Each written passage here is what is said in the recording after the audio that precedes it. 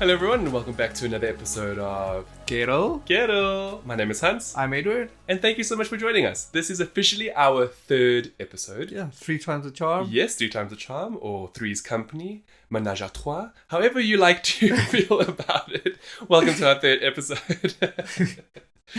Okay, yeah, so we're doing a lot better. My family and I are recovering from the home invasion. Edward is good. I still don't have much tech available in my life, and I'm desperately missing my iPad. Hashtag dying. I had no idea how much I use it on a daily basis. Anyway, that aside, let's get to what we actually want to speak about on today's episode.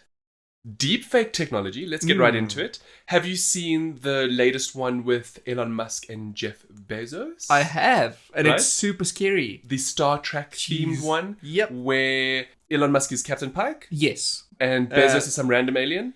A Telenesian. I'm going to be perfectly honest. I'm not a big Star Trek nerd. Either So way, it looks it's incredible. and Yes, yeah. scarily so. Now, so this is the thing. As awesome as deepfake technology is, there's just like every sword, it's double-sided. Mm-hmm. So the one side is, oh, amazing. You can put any favorite celebrity you want in whatever video you like. Kind of like how Jennifer Lawrence and Keanu Reeves were doing a recent Mortal Kombat video. Yeah. Dwayne Johnson as well. Correct. Pretty much all of those. If you guys actually want to read more about this, just head up famous.com. We have articles on both. With that said, the other end of the blade is how deepfake tech can be used to impersonate, for example, what politicians would say. Like, who's to say Trump is real? Yeah, like, do we even know? Are there proof of Yeah. his existence? It's probably a lot of people within, like at press events. I mean, of course, we're We just ask being all the facetious hard now. questions at Famers. At Gettle. Yeah, at Gettle. Gosh. So it's truly fascinating. I Yeah. think one of the greater applications of this tech would be to do away with the Cavill mustache from Justice League. Oh, Right? if only. But you've seen that, right? They Yeah. actually did a deepfake video. And where it looked Yes, better. it looked better than however many millions of dollars Yeah. Warner Brothers put on removing the mustache. Like 7 million, I think I read somewhere. It was ridiculous. It was ridiculous. When you could do it for free on the dark web. Not even on the dark web. It's free software. Gosh, it's crazy. Speaking of how good CGI has become in movies and things, have you seen... Okay, I know I'm segueing away from the deepfake stuff now, but do you know that Thanos has underarm hair? I did not, but thank you for telling me. It's really weird because you kind of like look at him and he seems hairless, but in retrospect he kind of has stubble. So Does he? Yes, he has stubble on that Because jawline. he has Yes, creases. but there's legitimate stubble. So naturally, if he's got stubble, he must have hair in other places. So now we know he has underarm hair. Does that mean he has... No, I think he's like Maybe clean he's- shaven boy. Like, how do you know he has underarm hair? I'm curious. There was a post on it Oh, where somebody, I think with the Blu-ray, yeah. they zoomed in on his pits. And his Really? yes. Wow. And they were like, oh my gosh, Thanos has underarm hair. Well, if I should think about what kind of hair he has and does not have, I think he won't have chest hair, and I don't think he'll have butt hair. But he'll look. have hair in his crotch area and under his arms. I think he's that kind Look, of guy. Well, then he's very lucky. Because unfortunately, I'm a gorilla and I have hair coming out of all the places I don't want it to be. Yeah, that's You, sad. on the other hand, are Only lucky. my legs. You are very, very lucky. Yeah, it's literally just my legs.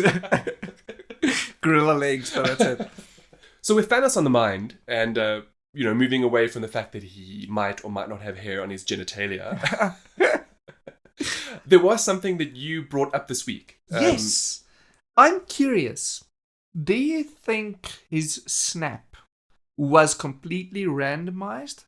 Or was there some tactical thinking involved? Okay, all right. So you were under the impression, because I know you've spoken to me about this before, Mm-hmm. where when he did the snap, did people who were defecating, did half of the poop snap away with them or did it go into the bowl? Exactly. This is literally what you spoke to me about the other day. Yes. Okay, very interesting. Thank you, Edward, for that. It's a good image to have. Now, your rationale is it has validity because we know from the films that planes crash out of the sky. Yeah. because pilots randomly disappeared, for Yes. example, right? So you are under the assumption that when Thanos did the snap, it just took 50% of everything in the universe. Yeah, no regardless. matter who or what it was. Correct. And then when they came back, you then also asked the question, do they return where they left off? That's So, for example, if it was in the plane, if you were a pilot and then you return and you're in the sky but without a plane, do you fall to your death? so. Did Hulk kill a bunch of people? So now that was the interesting aspect of it, because I believe that the stones have cosmic power, right?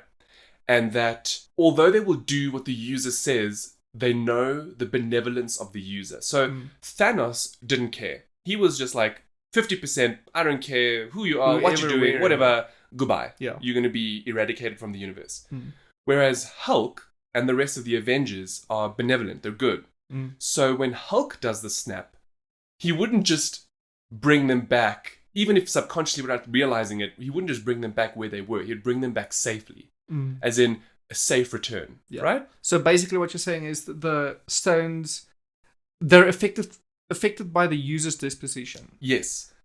Whether makes what their sense. alignment is, whether they're... So, like, I'm not saying that Thanos was evil, because let's be real. Kind of made sense. Yes. So... He had a bit of a point. I mean, Yeah. if you take away half of the world's population, we wouldn't have as much of the issues that we have, and I don't mean socio-political issues, I just mean from a climate change perspective. Climate. In food and that kind of much. thing. Of course, I'm not advocating for it. I think it's a despicable thing what he did.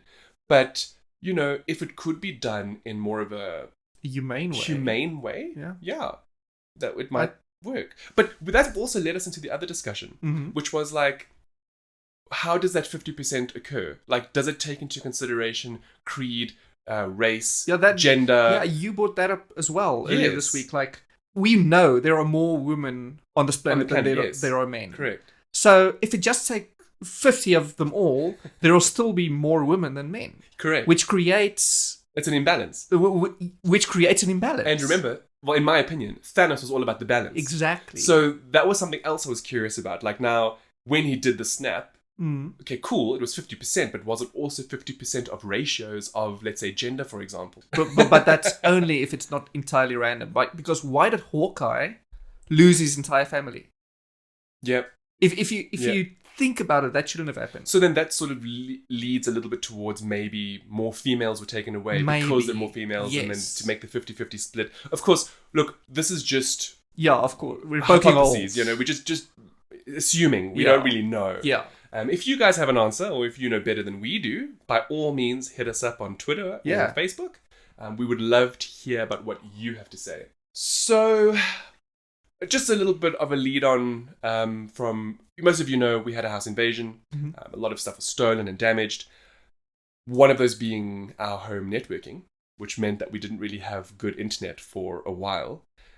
So I took it upon myself to upgrade our internet, because the insurance gave us money, and I was like, okay, well, instead of me buying the same thing, which was an Amplify HD, excellent by the way, I thought, hey, you know what? Let me go with Netgear's Orbi. Because I have familiar experience with it. It's got excellent range. Level up at networking experience. # instant regret.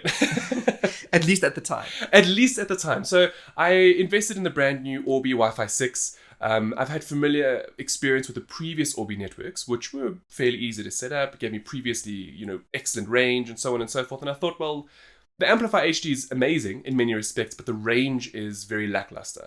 I mean, I walk out the door of our apartment and I don't have Wi-Fi anymore. Yeah. Okay. Literally right out literally out the door. So I got the Orbi, and man, was it a mission to set up. I'm talking about... I didn't want to connect to the internet at first. Then it needed a software update. Then it did the software update on the router and failed the software update on the satellite. Then the satellite refused to update. So I had to manually log in and do this whole thing. And I'm just thinking to myself, I'm a little bit tech savvy, right? I can do this. My parents wouldn't be able to. Many of my other friends wouldn't be able to. They would just think they have a broken product and return it, send it back, So it has been a little bit disappointing. With that said, after a few days of tinkering and just having the setup as is, It is actually working as intended, and it's really fast. And best of all, it's completely wireless. Which is a big because plus. the criminals destroyed our Ethernet cables. Yeah. So it kind of had to be wireless. There's that as well, yeah. But with that said, it's actually performing really well. I'm able to get a good 250 megabits on almost all devices, whether we're upstairs or downstairs. And it's the range that I'm actually most impressed with. I mean, I can now go into the garage and get a good 60 megabits, out the front door and get a good 60 megabits. Down down the path, driveway. actually, which is really great. Mm-hmm. Now, for those of you who have followed me on socials, you'll know I absolutely adore Philips Hue. I have it in all of the rooms in the house. I love controlling all of my lights with Siri, and it's phenomenal. But we were waiting for the but. Look, this is a rather unusual scenario. So they stole the Philips Hue hub. I don't know why. They can't do anything with it. But anyway, they took it. And what I came to realize afterwards is that although I had a spare, and the reason, if anybody's wondering why I had a spare, is because often it's cheaper to buy the hub with 3 lights than it is to buy 3 lights separately. Yeah, so which is it's crazy, but that's the case. Yeah. So I had a spare at the Famous studio, where VamousStore.com does all the merchandising. And it turns out you actually can't move over your lights to another hub unless you have the original hub. Which makes no sense. Which is just ridiculous. Yeah. So what ended up happening is, now obviously I don't have the hub. It got stolen. Yeah. But what if yours wasn't stolen? What if it was damaged? What if I want to just move house and it gets lost? Or electric, or, lightning, electrified, or whatever the case is. So it turns out that you have to manually get every single serial number from every bulb in your home and then manually get the app to find it. Yeah. Now, that's normally not a huge scenario, but when you have upwards of 30 lights in your house... It's crazy. Yes. Like most people would only have lights in their studios Yes. or in their office. You have an entire smart home. But when your Hans helped... Yeah. Like your entire home is connected to the net. And I was here. I helped you set it up. It's mission. Gosh. Mission of note. Anyway, Philips Hue, if you ever do hear this, please, for the love of people who enjoy tech, either allow us to upload the profile to the Philips Hue cloud, okay, or change the way your bulbs behave. In other words, just add a pair button. Add a pair button. Yeah. Fine. My other solution, which I'm still going to mention anyway, is if you turn the lights off and turn them on, let them search for the base they're paired to, and if they don't find a base within about 5 minutes, it then enters a searchable mode where a new base can pick them up. I mean, okay, granted, Edwards Way is a far more secure method, but then Edwards Way also means you have to still have access to the bulb. Yeah. So it's a bit of a mission. Okay, look, since we're on tech, Xbox Series X.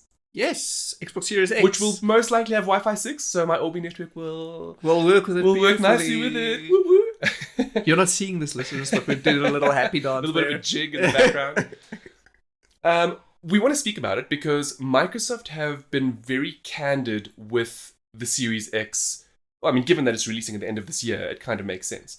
But it's in stark contrast to Sony, who have remained mum on the PlayStation 5, with the exception of releasing a very boring logo, which the internet went crazy for, and we all knew that it was going to be PS5. We all knew what it was going to look like. Yeah. No one was really surprised, and yet people are still fawning over it. So I don't get it, but sure. That's them. To each their own. Granted, I do understand that they are the current market leaders, so maybe they feel they have nothing to really prove. Yep. So, or rather, maybe people are just assuming their hardware will be good, perhaps better than what Microsoft is or has released or has announced. Well, to be fair, the PlayStation 5, whether it will be good or bad, it will be a good seller. I think there's no doubt about that. And I think they are in the position to be confident about it. So we'll only see down the line. Do you remember how well confidence worked for Xbox at the beginning of the Xbox One generation? So my whole thing is, these are companies, right? Yeah. And I don't believe you should have a loyalty to any of them. Yes. I mean, especially if you're in our industry. Especially, yes. We do review games for a living. Mm-hmm. We do believe that one should be as unbiased as possible, but of course biases do creep in. It's a natural part of it. But we try. With that said, I think Sony shouldn't be complacent, and to me it feels like they are. It feels like they're just like, we really have nothing to worry about. The player base is going to eat up whatever we release. And to be perfectly honest with you, I don't agree with that rationale. I'm the kind of consumer who likes to know what I'm getting before I get it. I do the research before I purchase something. I really like what I've been hearing from Microsoft. Of course. In this perspective. Yeah. I mean, just this week, they released a whole lot of information about the Xbox Series X. From confirming that the machine will have 12 teraflops of power, which is only GPU-based, so that doesn't actually include the CPU side of things, which is phenomenal. The fact that it has variable rate shading, which we'll speak a little bit about. Hardware-accelerated ray tracing for both audio and visuals. That's amazing. Which is really awesome. And one of my personal favorite aspects, which even the iPad doesn't get right, is that you'll be able to resume multiple video games from even a reboot. Which is great. To me, that's a game changer. Would love to be able to switch randomly between the last 3 or 4 games that I played, even after a power loss or a power failure, because you know what South Africa's like. But now, that begs the question. How many games do you play at a time? Listen, you know what I'm like. Like, I can't. I play one game and that's it. So before my Xbox was stolen, I kind of was switching between Jedi Fallen Order, Jurassic World, and what was the other one? Well, probably I think Sea of Surviving Thieves, Mars. right? Oh, and Sea of Thieves. So those were the 4 games that I just kept on rotation. So like I'd play like a bout of Sea of Thieves for like an hour, and then I'd be like, okay, I'm gonna go play some Jedi Fallen Order. I can't do that. And then it's physically impossible for me to do something like that. It's just too much. But I'm curious about one thing in particular. Smart delivery. Because I'm confused. Yes. So please explain it to me. My understanding of smart delivery is that Microsoft is technically giving a term to something that doesn't need one. That's my honest opinion on the subject. It's pretty much a no-brainer. Smart delivery is basically saying, if you buy a game for the Xbox One family, regardless of whether it's the One, the One X, or the Series X, it's going to work. Okay. Now, it's different to backwards compatibility in the sense of the Xbox One, the original Xbox, no longer exists, right? You can't go out, you can't purchase it. Games are not actively developed for it. However, if you have a disc, you can pop it in and any of your new Xboxes can play it. That's specifically called backwards compatibility because it's no longer in development. In other words, the machine is no longer being sold, right? Okay. In the current scenario, we have the Xbox One with the One original, One S, One S is basically the new One, I guess. Yeah, pretty much. And then the One X, which is the top tier, which will soon be mid tier, I think, going forward. And then the Series X, which is supposed to be the brand new generation. But what Microsoft is saying is they want to do away with generations, whereby like how all of the previous Xboxes have supported the previous Xboxes in the line, that now if you buy a game today, you don't have to worry about it working on the next gen. Now, I know that sounds like backwards compatibility. It sounds like I've just explained that. No. I just had a little... An epiphany. Yes. It's basically backwards compatibility and in Xbox One X enhanced put together into one smart delivery system. So basically you get the backwards compatibility, but it's also enhanced for the new console. Basically. Look, in a way, what you're saying is correct. So from a console perspective, from a console gamer, let's say somebody who's unfamiliar with PC, that is the logic. But you as a PC gamer also know that regardless of whether you're on Windows 7, Windows 8, Windows 10, okay, granted, you should all be on Windows 10 by now. But if you're on an older operating system, your games will still work. Yeah. It doesn't make a difference. But also, you can then upgrade your hardware as you see fit and then take advantage of better resolutions and better frame rates. Yeah, and DirectX 12. Exactly. So I think it's Microsoft putting a marketing term on something PC users have enjoyed for the longest period of time, but in the console space, purely because Nintendo and Sony like to make people pay again and again for the same games. Yeah, especially if they release on the same month as the Correct. new So one of the main titles from PlayStation, for example, going forward, or that a lot of people are curious about, is The Last of Us. Mm-hmm. It's coming out this year. It is a PlayStation 4 title. A lot of gamers are now wondering, will this work on PlayStation 5? Will PlayStation 5 be backwards compatible? So from that perspective, Sony has said yes, it will be backwards compatible. So technically, you should be able to play the PS4 version of the game on PS5. and hopefully the PS3 and 2 as well. They haven't confirmed that, but they're mostly PS4. Yeah, that's why I say hopefully. If they do develop that, fantastic. Yeah. With that in mind, whether or not it'll be enhanced for PS5, or whether or not there might be a pack you might need to purchase as an enhancement, is yet to be seen. Yeah. However, with Microsoft's smart delivery out and a whole lot of developers supporting it, namely CD Projekt Red, it's putting Sony and Nintendo in a bit of a corner, saying, we're doing this, we're not going to charge people extra for just upgrading to a new machine, so you shouldn't either. It's a very, very clever and bold move, in my opinion. So that's basically what smart delivery is going to be about. Okay. But with that said, the thing that I'm most excited for, other than the resume feature, is the variable rate shading. Okay. Now, this is a brand new tech that Microsoft have baked into DirectX 12, so it's currently available to developers. And the way it works is it essentially adjusts what is rendered to the gamer, like what they can see, depending on the distance from the camera. So, for example, let's say within 2 meters, things can be rendered at a higher detail, right? Yeah. But then from 2 meters further, they're rendered in somewhat less detail, but not to the point where you can actually notice it.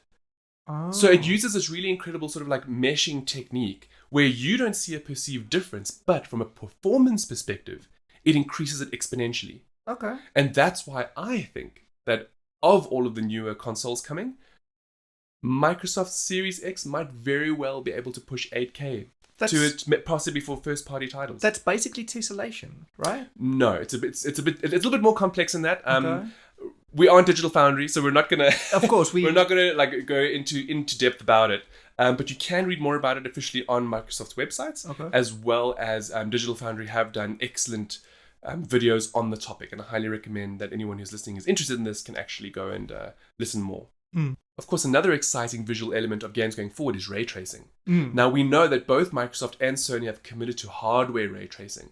And why this will be phenomenal is because it can also be used for audio.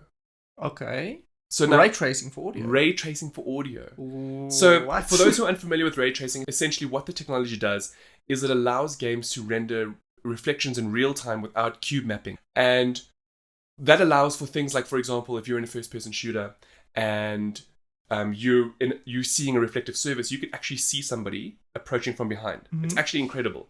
It is very resource intensive. So the fact that these things are built into DirectX 12 for Xbox as well as hardware for both PlayStation and Xbox is phenomenal. Now, from an audio perspective, it's very exciting because it means that they can use a similar bouncing reflective technique, but for audio. To make it more accurate. Yes, more accurate and more real and more immersive. It's kind of blowing my mind. I have to go Right? It's amazing, right? I didn't know about this. This is the first time I'm hearing about this aspect of ray tracing. So basically, mermaids are going to look amazing. Mermaid. What a segue. Well, you know, we have a few of those. We're going to do. We have to mention this. So mermaids.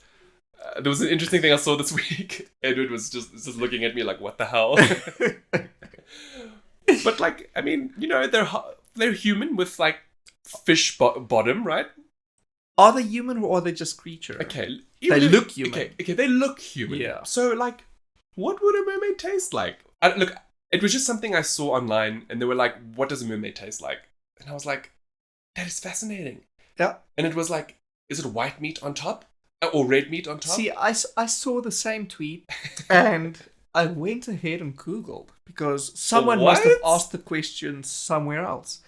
And I found out apparently they taste like pork, at least according to the Museum of Hoaxes. Yeah, but doesn't everything taste like pork? No, everything tastes like chicken. Apparently, according to the Museum of Hoaxes, in Mermaids with Other Tales, a book from 1882 by Charles Henry Ross, They discussed broiled mermaids. Seriously? Yeah. And yeah, the gist of it is that it tastes like pork. But okay, fine. So- I guess given that it was 1800s, right? Yeah, it's... Okay, they would broil stuff. That's such an English thing to do. Of course. I would rather slice and dice and have a good braai. Yeah, but that's me. Or like a nice deep grilled. And I'm pretty sure it would taste better than... Of course. You do like deep fried stuff? I do like deep fried stuff, yeah. In my opinion, I don't know about pork, but like, I would imagine that maybe it's kind of like the ostrich. It would blow your mind a little bit. So an ostrich I like is ostrich. avian, right? But yes, but the meat is red, Yeah.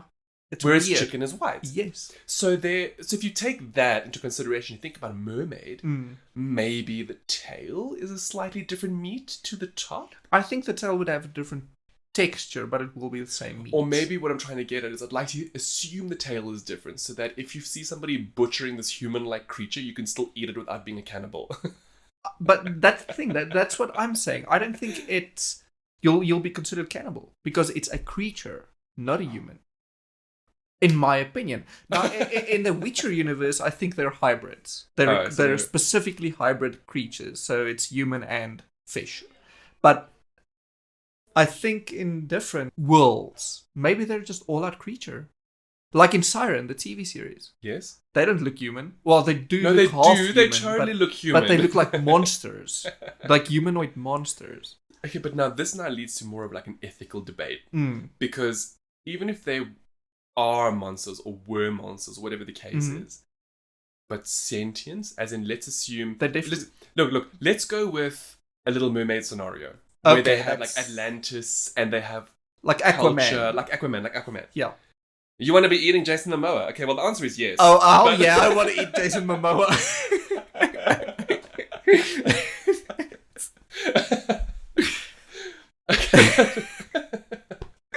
Anyway, but you get what I mean. Yeah, though. So, I get mean, I know you're saying that they're like these creatures and whatever. Okay, but we don't want to talk about the ethics of it. We just want to know what the meat's going to be like. Let's not get too into this. Well, what do humans taste like? Do we know? Apparently pork.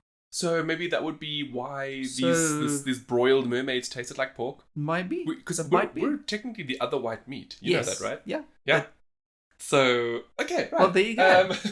Moving on. So, something else that happened this week is, there we go, do it again. So, in South Africa, if you want to show disdain for something, right, you'll go, which is a little bit different to, I don't know if you can hear the difference out there, listeners. Essentially, it's like the sound... No, that's more of a kissy sound. Yeah, kissing your teeth. That's what it's officially called. Is that really? Yes. Oh. I did a bit of research into this as well. And then that's more like the cowboy thing.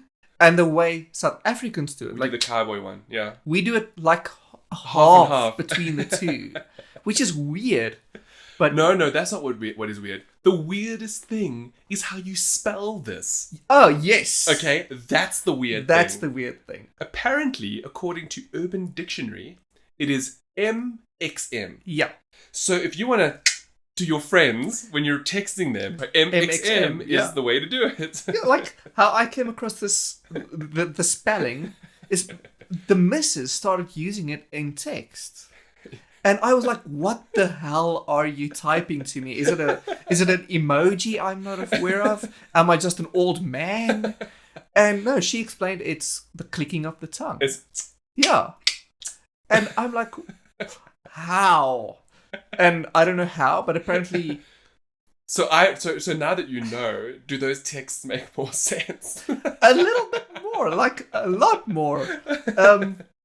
But yeah, according to Urban Dictionary, it's mostly a South African thing. We use the MXM. It's in the African cultures. Yeah, the click is. Yes. I did not know that the spelling itself is. Like it's the equivalent to KMT, which is mostly found in South Africa, which means kissing your teeth. Like kissing my teeth. That's KMT. Yeah. Okay, but that makes more sense than MXM. Way more. That's kind of like mix it. Yeah. Mix it it's basically internationally it would be SMH. Shake my head. Is that the same? Is it the same? I would say so. Well, shake my head is not really disdain. You shake your head when but somebody's it's doing... still like Okay, I get it. like like Nobody can see you pursing your lips right now. yeah, no one can. But I'm doing that gif. But Yeah. It's yeah, pretty much. Yeah. The rolling my eyes gif. But it's so weird. Just the spelling, it's mind blowing. MXM. I now know, and to my friends and family out there, get ready. Gotta get a lot more vague messages text from with now. MXM in there. Do you know what I am What? MXMing about though, Hans? No, what? Corporate greed. Oh, in what way? Just the way that. Okay, so you've been watching Mythic Quest. Yes, very much. And I was here yesterday or a few days ago when you were watching episode 5. And I picked up a lot of the... Not during work hours. Well, you can do what you want, I guess. It's your company. And I picked up on a lot of the dialogue. And it made me think of EA. And what's happening with BioWare. Pretty much. Look, that to me is very interesting because the episode that I was watching is probably the best written one in the first season, which I have now finished watching. So it was episode 5, and it's called A Dark, Quiet Death. And it's all about these 2 individuals who eventually got married, and they formed a video game called A Dark, Quiet Death. And it's about how, although they had very strong opinions about how the game should be, how over the years of being influenced or absorbed by a bigger company, how that original vision, unfortunately, was pushed to the wayside in favor of attracting bigger audiences as well as more income. And it was a very powerful and poignant episode whereby I actually really felt for these characters. You know, it was sad to see how, after working on something they loved so much, how it changed to be nothing like what they initially set out on. And I guess this now comes full circle to how you recently on our site on Famous.com wrote about how EA have in many ways castrated BioWare. Yes.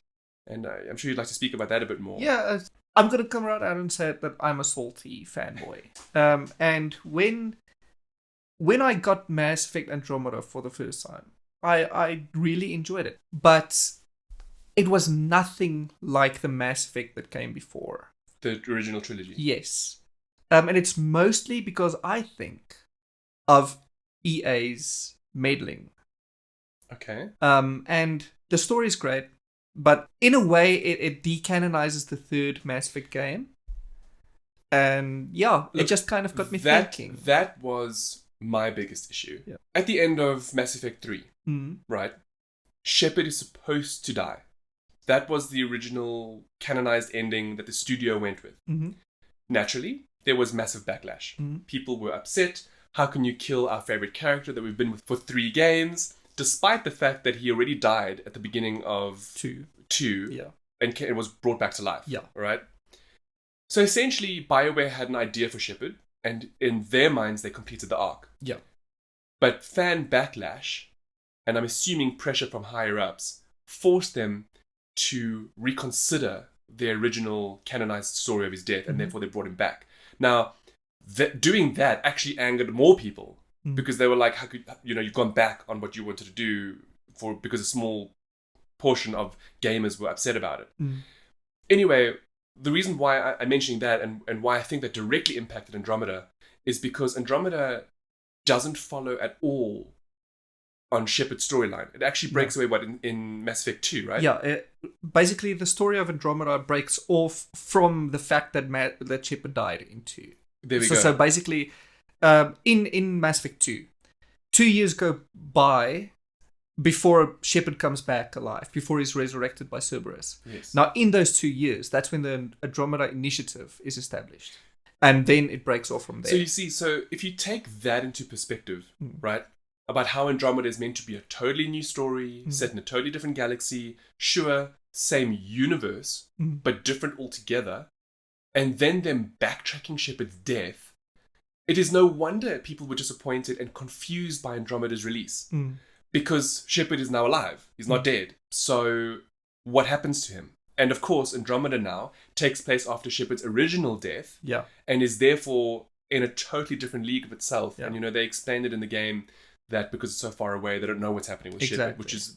And it's also 600 years ahead because they traveled all the distance. It opened more of a can of worms by backtracking. And the reason why I guess we're talking about this is because it very much feels like BioWare have had to make decisions based on pressure from EA. Look, this is it might not be the case.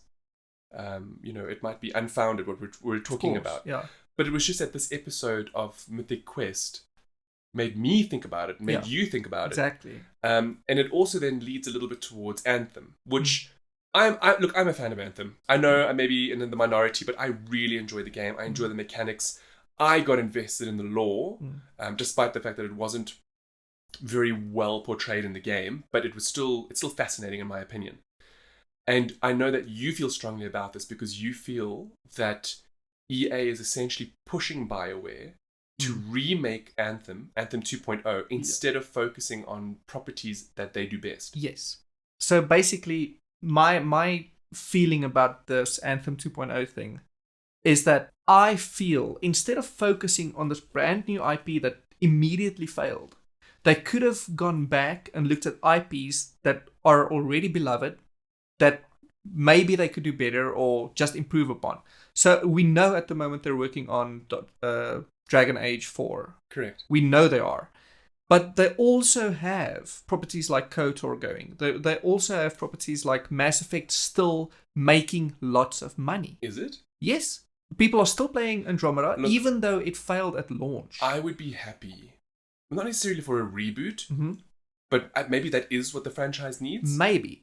But there are many solutions to this. Personally, I think instead of putting resources and money towards Anthem, towards fixing a game that was broken from the start, just go back to a franchise that they began but never ended.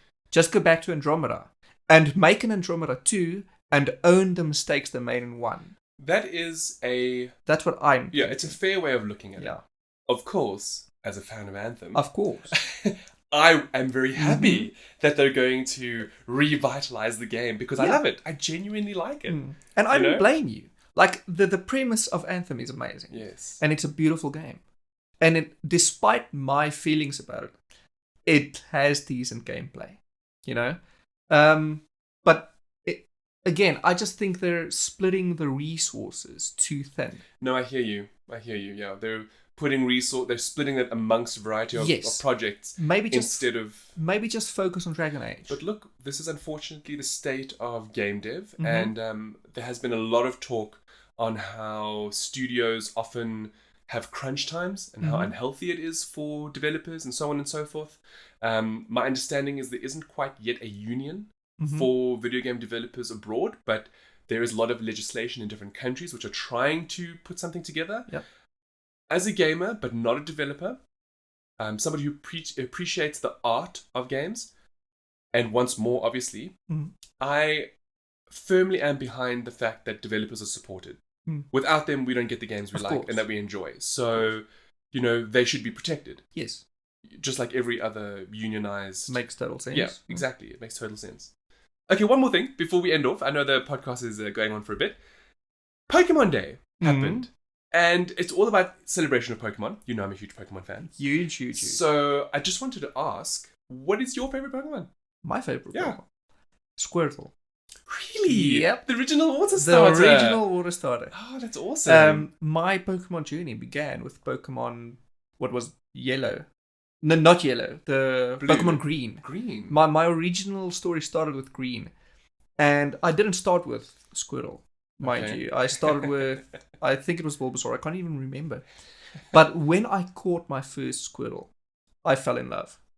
And then it was only then when I started getting into the anime, because for context, I got to all of this much later than the average person did. I didn't have a Game Boy. I played off of a friend's Game Boy. So the anime was going for a few years. I was still in primary school, or a large school No, in so was I. Afrikaans. Don't worry. And when my friend got the Game Boy, and everyone walked around with Game Boys at school during break and played the game. And I was like, okay, since you're finished, can I play the game? And he let me. That's amazing. What a nice friend. And because of that, I got into the anime. And when I saw Squirtle in the anime, I fell even more in love. I think that happened to a lot of people, to be perfectly honest with you. I know that it was a very similar scenario for myself, where Pokemon was big. Yeah. A lot of people were playing it. I actually started with the cards first, before the video game. I've always been a collector. I used to have some like really amazing X-Men collectible cards and so on and so forth, which I don't have anymore because of the house. But anyway, and I remember one day my mom picked me up from school and she's like, I got you something. Okay. And I was like, oh, what? And she pulled out a packet and it was a see-through purple Game Boy Color. Purple. Let me tell you, I have never been so excited in my life for something. And it was Pokemon Blue as well. Together, she bought them both for me. Obviously, before that, I had been mentioning how much I wanted Pokemon, but just as such a wonderful surprise, just to have that. You know, I mean, I was only a child for context, so it's not like I was just and that technically started my Pokemon journey, and ever since then, I have just been a massive fan. And I remember distinctly going and watching the Pokemon movie and not falling in love with, but really appreciating Mewtwo. I was about to say, isn't Mewtwo your favorite Pokemon? Yes, that's so where how I'm going. did that love happen? The movie. It was the original Pokemon movie, and I just thought that Mewtwo was such a cool character, and his arc from seemingly being evil, but actually just being misunderstood, and then everybody coming around to him. I loved it. And I just thought he was such a cool, powerful Pokemon. He's still one of my favorites today, honestly. What I like about Pokemon the movie is that it portrayed Mewtwo as this huge thing that, no one understood. Yes. Okay. But then basically he fought Ash, almost killed Ash, I think, if I remember correctly. Something like that. And then everyone rallies around Ash, and he's like, oh, I love this. I love the love. Yes. And then Mew came out and said, oh no, don't damage the guy. And then they go off in the distance. And that ending was, to me, the most beautiful part of Pokemon. Well, speaking of Pokemon, and because of Pokemon Day, and we're talking about our favorite Pokemon, there is a brand new Pokemon film on Netflix, and I know what I'm doing this weekend. Watching Pokemon. Hell yes! Jeez. Gosh. Okay, awesome. Well, there we go. We've reached the end of episode 3 of Gettle. Wow. Yeah, it really is our longest episode. Yeah. We do kind of want to do shorter things, but what we're going to do is just see how it goes. Yeah, and, this is nice. I like we hope you guys enjoy us rambling about these topics. Mm-hmm. And if you do, please do like, subscribe, and leave a positive review. Yeah, please. It helps us immensely. It really does. And again, to those of you who are listening, thank you. Yes. We've been watching the analytics, and we are genuinely, and I mean this like honestly, surprised at the support. Yeah. We are doing this out of passion, out of love for it, and to see people actually listening is really heartwarming. Yeah, I guess it's actually super cool. And also, given that this is the only hardware I currently own to do this with, so so well, thank you for that. It helps, and it's nice to see people enjoy it. Yeah. All right, everyone. I hope you all have a wonderful week. Yeah, and we'll see you for episode 4. See you next time. Ciao for now.